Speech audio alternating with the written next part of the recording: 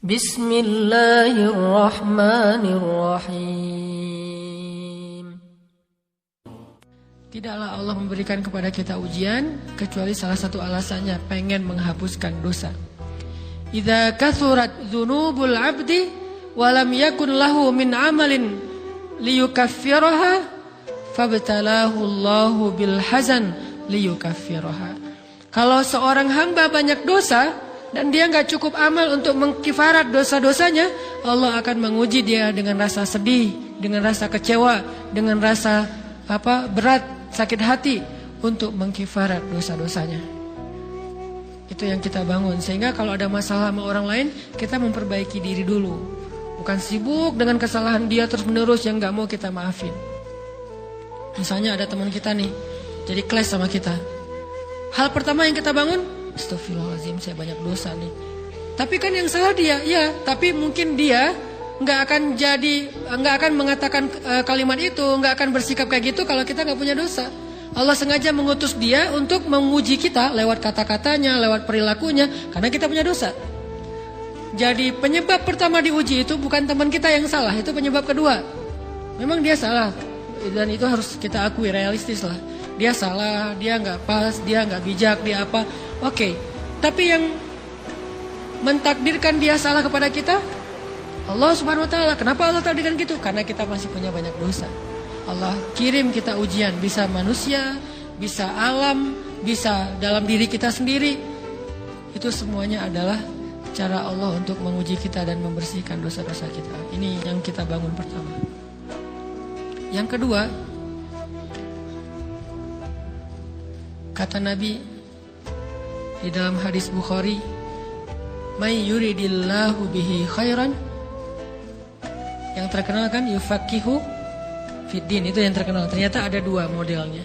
Ada may yuridillahu bihi khairan yufaqihu fiddin. Siapa yang Allah pengen kasih dia kebaikan agama, kebaikan, Allah akan buat dia mengerti halal dan haram.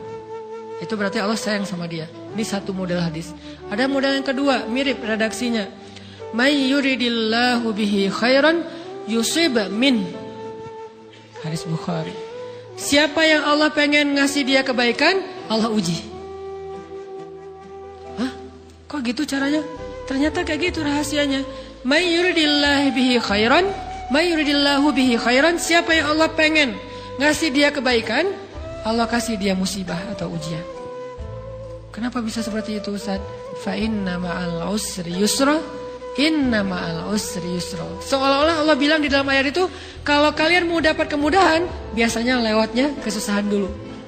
Kalau kalian pengen dapat keberuntungan, biasanya dapatnya kerugian dulu. Tapi keberuntungan dan kerugiannya pasti nggak sebanding. Keberuntungannya jauh lebih besar daripada kerugiannya. Kerugian itu kayak modal doang, DP.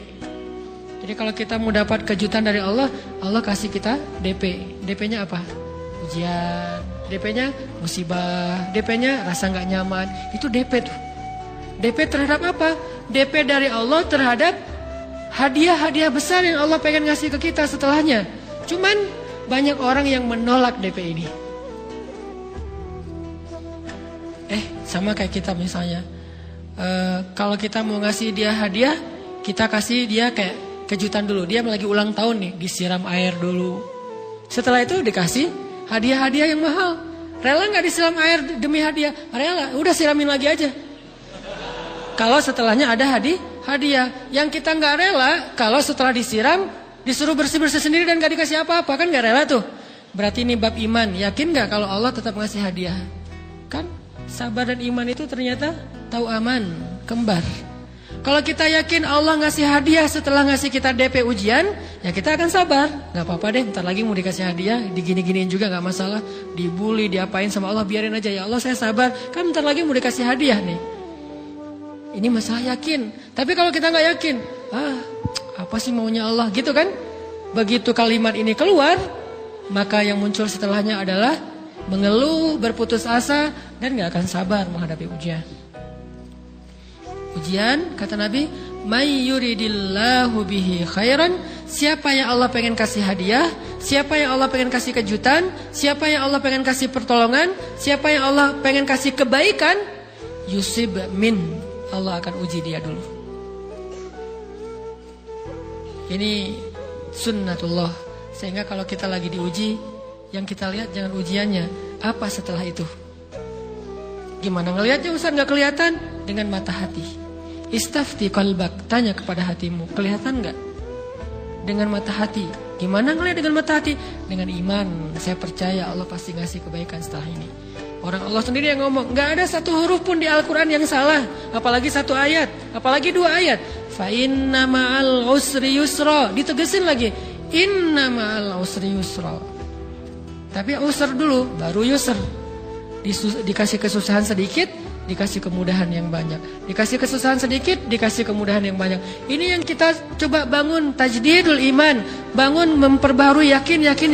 Sehingga ketika kita diuji, sedih, wajar. Mengaduh sedikit bukan mengeluh ya. Kalau mengeluh kan nyalahin Allah. Kalau ngaduh, yang namanya orang dicubit kan itu ngaduh. Tapi kalau apa sih maunya Allah? Nah itu ngeluh.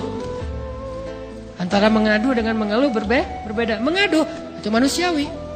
Sedih itu manusiawi. Air mata bahkan bukan hanya manusiawi, itu rahmat dari Allah. Orang yang gak bisa menangis itu yang bahaya. Kalau kita masih bisa menangis, berarti kita masih peka hatinya. Bukankah anak kecil paling sering menangis? Berarti hatinya peka. Siapa lagi selain anak kecil yang paling sering menangis? Cewek. Cowok itu emang gak punya perasaan, makanya jarang nangis. Cewek dikit-dikit nangis. Jangan bilang, cemen banget sih nangis apa, cengeng apa. Enggak, karena dia perasaannya lebih peka dari kita. Itulah kenapa Allah menitipkan bayi kepada perempuan. Kalau dititipin ke laki-laki, hancur. Di balik kepekaan perempuan, di balik sensitifnya perempuan, di balik perasaannya yang luar biasa, di situ Allah Subhanahu wa taala menitipkan amanah, dia yang paling baik dalam merawat bayinya. Perempuan secara umum mungkin lebih banyak bicara daripada laki-laki ya.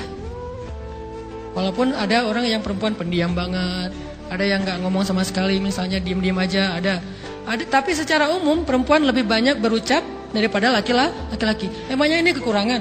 Bukan. Ini kelebihan. Kalau dia berikan itu dalam hal yang tepat. Apa yang tepat? Mendidik anak. Justru karena perempuan banyak ngomong, lebih baik dalam mendidik anak daripada laki-laki. Laki-laki itu kurang mendidik, kurang mengedukasi kepada anak dengan usia tertentu, karena dia jarang memahamkan. Salah hanya marah, salah hanya ditegur. Kalau ibunya jelasin, gini sebelum tidur ibunya yang ceritain banyak cerita. Saya sendiri ngalamin. Sering mana seorang ayah sama ibu interaksi sama anak dalam bentuk verbal. Sering ibu. Jadi menangis itu rahmat dari Allah. Gak apa-apa, nangis saja. Dan itu tidak disebut mengeluh. Kamu kok nangis? Kan orang Islam harus sabar. Emangnya nangis dengan sabar itu bertolak belakang? Sabar tetap sabar. Ya nangis jalan aja terus nangis. Nangis apa pakai nangisnya nggak cuma nangis doang, emotikonnya juga nangis, berderai-derai gitu. Sampai air matanya menggenang gitu kan ya. Boleh lah. Ditambah lagi dengan visual menangisnya, posting bahwa dia lagi tertusuk duri dengan postingan kaktus atau apalah. Dia pengen share ke semua orang bahwa saya sedang sedih. Sehingga nanti ketika ada orang yang menghibur dia dengan sedikit kata-kata yang sabar ya segala macam, makin berderai-derai. Itu belum jadi, kecuali dia keluarkan kata-kata mengeluh, baru dia disebut orang yang banyak mengeluh, berputus asa. Kalau mengaduh, wajar. Walaupun ada nabi udah diuji berat gak mau mengaduh, apalagi ngeluh. Zakaria digergaji, mengadu aja enggak. Kenapa? Karena kata malaikat, kalau kamu mengaduh sedikit aja, maka Allah Subhanahu wa taala akan menghancurkan kaum ini. Dia kasihan kepada kaumnya, enggak mau mengaduh. Satu-satunya orang yang kita tidak boleh mengaduh hanya orang tua. Atau itu mengeluh kalau untuk orang tua. Kalau yang lain enggak disebut mengeluh. Kalau ke teman, malas enggak apa-apa. Jangan sering-sering tapi. Apaan sih? Ke teman boleh. Tapi ke orang tua, saja, itu bukan lagi mengaduh, itu sudah mengeluh. Khusus untuk orang tua. Kalau diantara manusia. Kalau kepada Allah dan Rasul, pastinya lebih dari itu. Ketika kita diam saja, tidak langsung beranjak sami'na wa ata'na labbaika ya rabbi wa sa'daik, enggak memenuhi panggilan Allah, itu sudah disebut bagian dari kufur ingkar. Tapi minimal kita mungkin masih mengaduh, kita masih menangis, kita masih lelah, kita masih merasa lemah. Setidaknya kita tidak mengeluh.